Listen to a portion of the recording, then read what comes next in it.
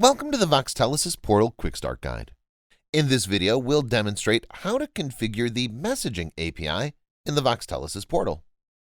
Before you create a messaging application, you'll first have to create an API key.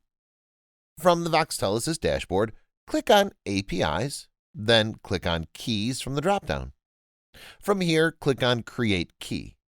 From the dialog box, enable the API key, then type in a custom name for your API key.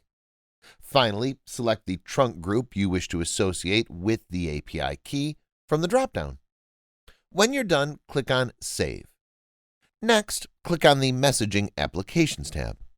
From here, click on Create Application. Enter a custom name for your messaging application. Select the trunk group from the dropdown you wish to associate it with. Select Post as the HTTP method. Post is a request method that's used to send data to a server so it can create and update a resource. Select Inbound Messages as the event you wish to receive. Type in the destination URL under the MO webhook field, which is where Voxtelesys will send inbound messages to. You could optionally select an authentication method to secure your endpoint. For this video, we'll skip authentication. Click on Save when you're finished. We'll now assign the messaging application to numbers.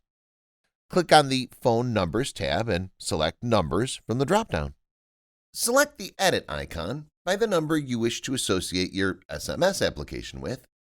From here, enable SMS on this number. Select the service trunk provided by Voxtelesys from the dropdown.